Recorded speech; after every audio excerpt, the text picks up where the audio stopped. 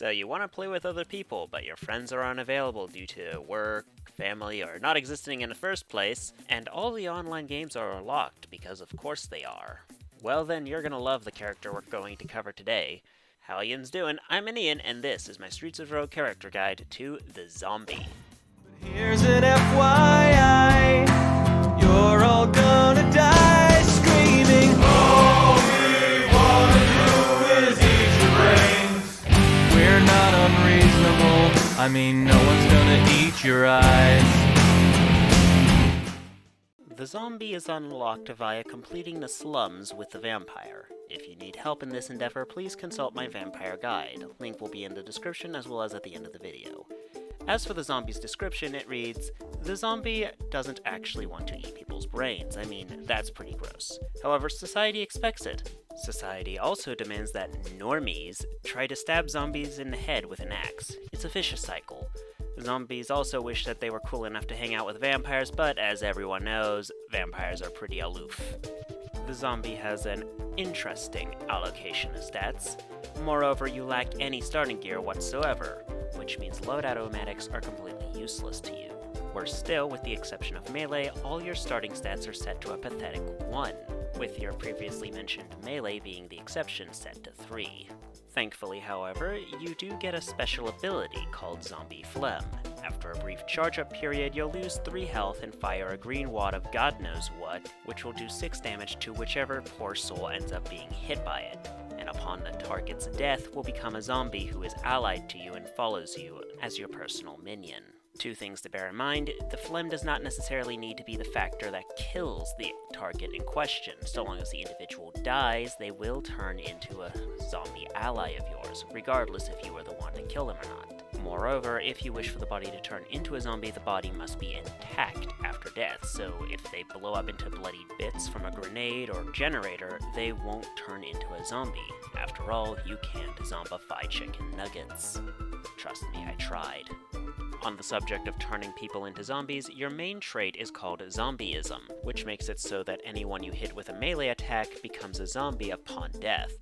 Note that you don't need to be the one to necessarily kill the target for it to take effect.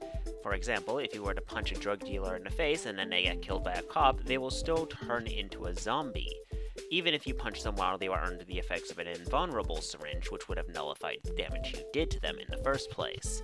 The only difference between the phlegm and zombieism in terms of zombification is that the phlegm will make the target an ally that follows you between floors and obey your orders, while zombieism will turn them into friendly zombie NPCs that will attack all non-zombie entities on a floor unless otherwise specified, such as rescue targets for missions. This makes the zombie a horrible choice for multiplayer, since the zombies you create will end up attacking your friends in co-op, unless they too are playing a zombie. However, since the zombies you create can also create more zombies by attacking other NPCs on the floor, creating a cascading effect, this can lead to quest missions such as neutralizing targets self-completing themselves.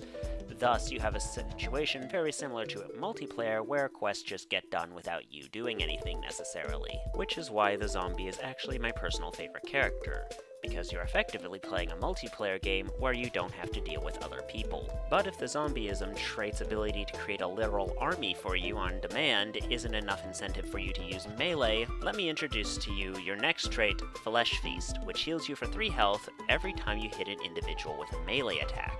Some things to note with this trait. 1, the target must be alive. A dead body will be treated the same as a trash can and it won't heal you. Secondly, your melee weapon's durability is dictated by the number of swings that hit a valid target, not the number of targets hit on an individual swing. However, the healing effect of this trait is dictated by the number of people you hit. This means if you want to maximize the healing you get with your weapon's durability, you want to hit as many people in a single swing as possible. Also, since you're a zombie, you have the traits Fair Game and Vocally Challenged. Fair Game makes it so that all non-zombies will either attack you on sight or run away in fear, whilst Vocally Challenged makes it so you can't talk to any non-zombies unless you have a translator. This effectively means that an Electra victory is impossible without spending a fortune at an augmentation booth to remove these negative traits. You do, however, get the trait Army of 5, which makes it so that you can have 5 followers following you instead of the default 1. Combine this with class solidarity, which makes it so that friendly fire doesn't exist between you and fellow zombies, and you are the perfect character for Zerg Rush tactics. Just be mindful of super cops and mobsters on later floors, since they do have guns and will kill your friends very quickly. On the subject of firearms, your last 2 traits are Stubby Fingers and Bullet Sponge, which makes it so that you can't use guns and take less damage from them respectively. Despite the fact you can't use guns, I advise you pick them up anyway as a way to prevent NPCs from picking them up, since while your zombie friends won't pick up items off the ground, other NPCs will, and the last thing you need is a slum dweller picking up a pistol your new cop friend dropped and killing him with it. But let's cover strategy alongside your big quest, shall we?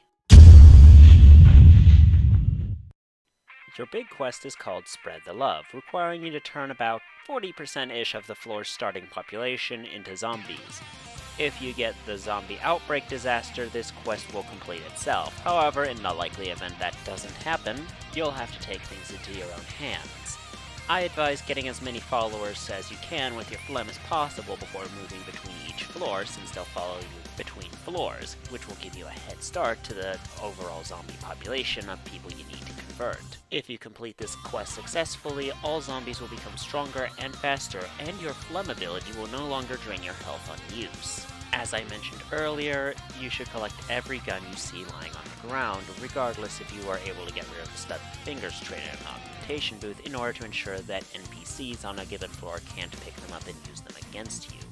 This is especially true in the uptown and downtown districts where mobsters and super cops can be a constant annoyance. An easy trick to pull to get more zombie followers is to knock on doors of NPCs who live alone, so that when they come to the door you can hit them with your phlegm and turn them into a quick ally. You can then loot their fridge for some cheap and easy healing items that can be used later. And don't be afraid to send lone zombies on suicide missions, such as to attack generators in heavily guarded buildings in order to preserve your own health and other supplies in order to get through levels safer. After all, zombies are easy to replace, especially in the slums or industrial districts where having a gun is not a given among most NPCs.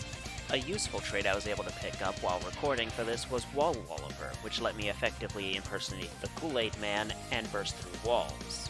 And I honestly advise getting any trait that can augment or enhance your melee abilities, such as that if you can, as you are clearly geared for melee combat, what with flesh-feasting zombieism in your repertoire. Just remember that the zombies you create won't pick up items off the ground and will drop whatever weapons they're holding when they die.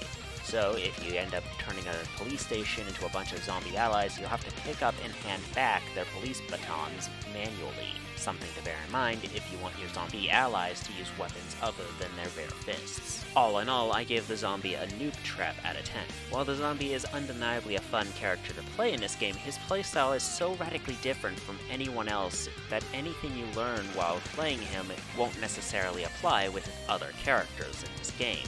That will be all for today. Be sure to like the video if you did, subscribe if you don't want to miss the next video.